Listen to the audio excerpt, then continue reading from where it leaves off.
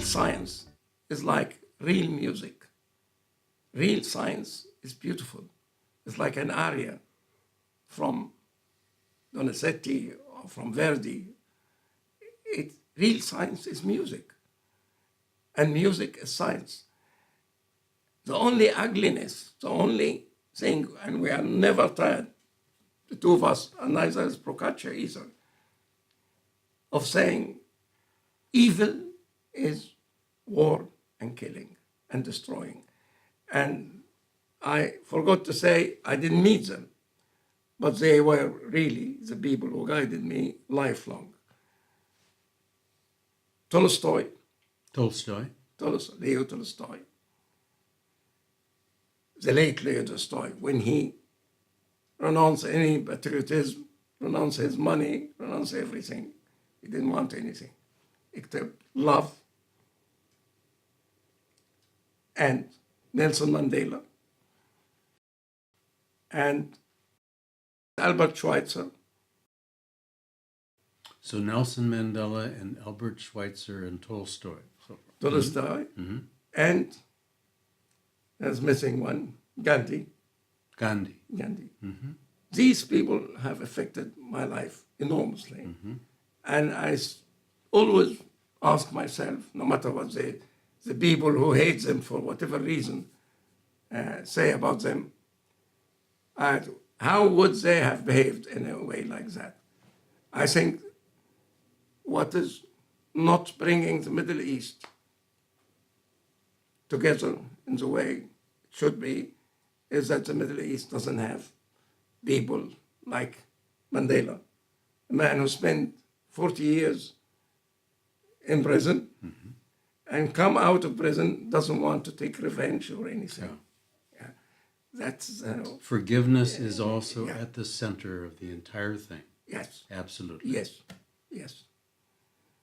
You know, Christ said, whoever haven't done anything right, he should cast the first stone.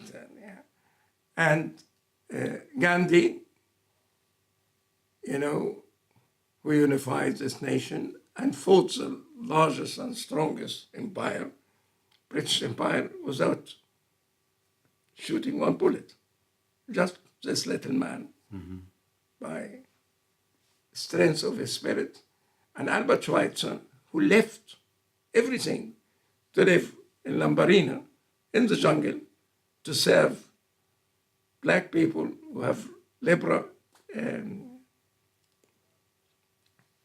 horrible diseases and cure them, and play his fantastic orgel and have his philosophy, which is very simple and very impressive. Albert Schweitzer said, actually he is a relative of Jean-Paul Sartre. Mm-hmm. Jean-Paul Sartre, he's his uncle. Mm-hmm. He's Alsace, from Alsace. Mm-hmm. Neither German nor French. Yeah. Mm-hmm. And he said, good is everything which promotes life. Mm-hmm. Bad is everything which demotes life. Mm-hmm. That much respect you have, mm-hmm. life. And these are things really which brought me to science. Mm-hmm. Because pure science cannot be harmful, because we search for the truth, and the truth is always better than lies. Mm-hmm. Yeah. One thing that I've noticed lately is, how oftentimes when we talk about the golden mean, we talk about aesthetics and we talk about the world of art.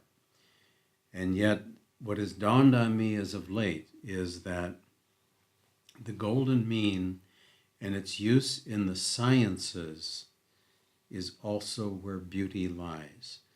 So that science itself, when you find optimal function, it's also simultaneously beautiful.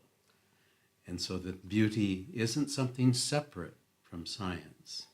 It actually, they merge together. You have a very nice paper, I read a nice paper where you put this point and expand on it. And really, the criteria that beauty is a criteria in science was brought to me by a comment which I think it was Weizsäcker or Heisenberg who recounted in a lecture I was present. where he said they were together with Paul Dirac, With Dirac. Uh-huh. Paul Dirac, and visiting, I think, Tate Gallery, where Tate all the Gallery. modern. Uh-huh. And it was Niels Bohr, Heisenberg, and Paul Dirac together. And the Dirac quickly went to a picture by Monet, I think lily flowers or something. And he said, this point is wrong. The way he put it. And immediately, the big heart and brain of Niels Bohr, when he was young, relatively young, he was the oldest of all of them, he said, this is typical for our young Paul Dirac. Paul Dirac was the youngest of them. He would consider beauty a criterion in science. And he said, he didn't say this point is ugly. He said it's wrong, you know. And it is really like that, you know. He was addressing then Heisenberg, and he said, when he gave me a manuscript to read, if I make any correction, he gets so angry and he escapes from it and he doesn't change it. Because when Paul Dirac do something, it's almost perfect. And it is true. You could never, ever got Hardy's criteria. Lucian Hardy. The criteria of quantum entanglement, which Lucian Hardy is a very clever scientist in Parameter Institute. I think before that he was in England. Any case, he used the ket and bra formalism of Dirac. And it's not just formalism. If he used anything else to try to drive his criteria, it would have failed. Because there is something, I know that, there's something very, very potent which led him to have the exact solution for the quantum entanglement of two particles. And they tested it in the laboratory. The genius people of experiment tested. Yes. And it is right. Yep. And now, as you know, what did he find? It's the golden mean to the power of 5. Power of 5. Unbelievable. Yeah. What else can nature tell you about that beauty and love and science are just tautology? It's different word for the same thing. And as you've pointed out, he really at the time didn't realize what he had. No. And someone else had to tell him. It was a fantastic, he's a teacher. David Mermin. He's a teacher of Feigenbaum. Yeah. I know about David Mermin. At Cornell, Mermin. is it? He was at Cornell. Yeah. And when Mitchell, who was a very good friend of mine, and of Procaccia, now, when he moved from where he was and went to Cornell, he's a real New Yorker, you know, raised and born and raised, I think, New Yorker.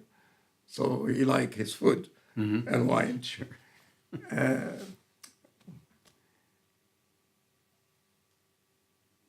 Like Neil Diamond, you know. Okay. When he came to Cornell, he couldn't take it because the cuisine was not like in New York. So he left because of that. But the cooperation between a teacher, the most fantastic teacher, like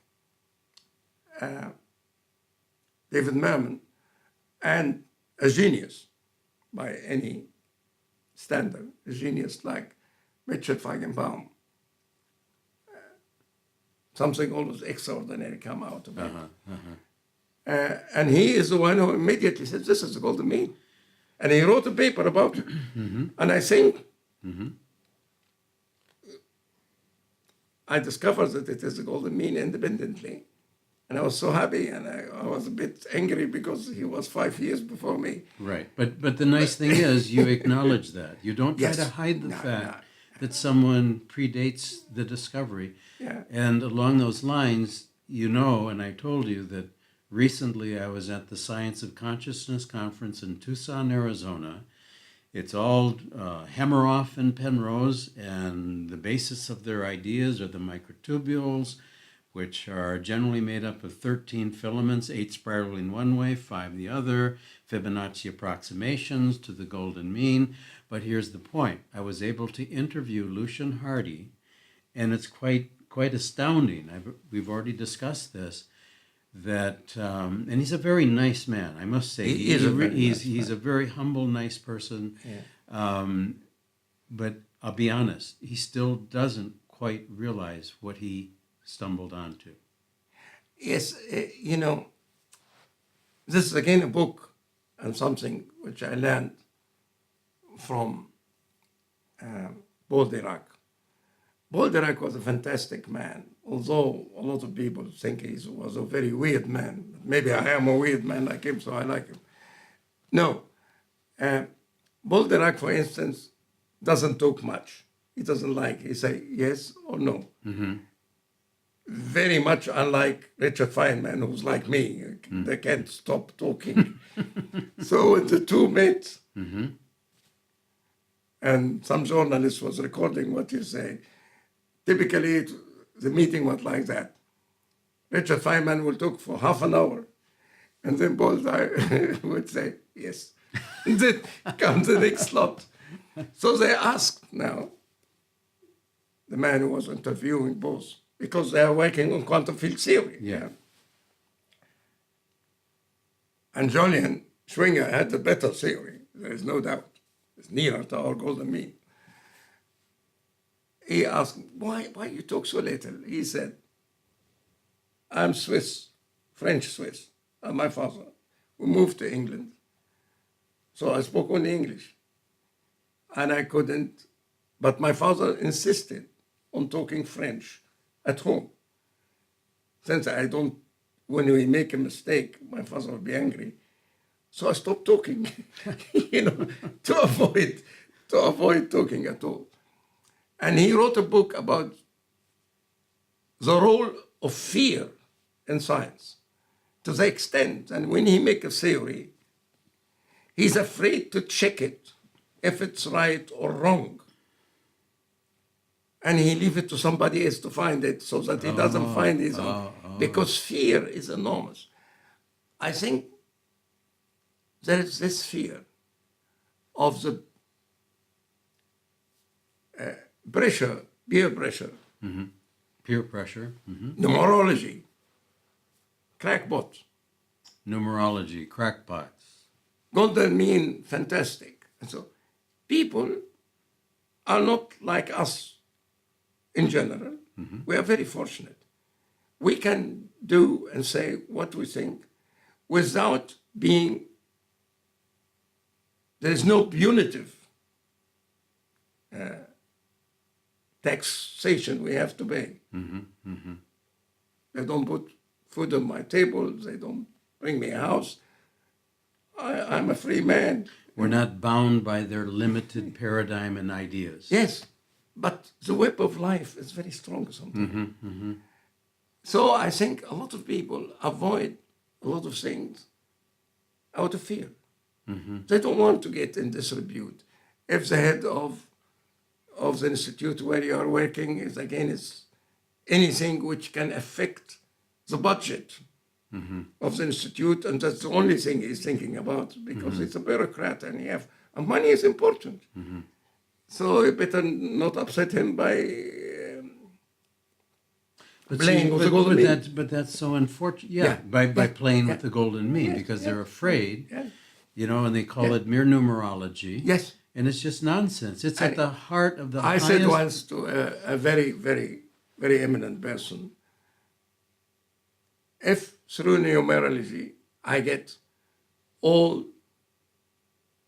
the mass spectrum, which nobody can determine, of elementary particle, if through that I can explain dark energy, if, then I suggest in all hands, like St. Augustine, he said, leave women and study mathematics. I'm not St. Augustine, but I would say, leave everything and study numerology, you know.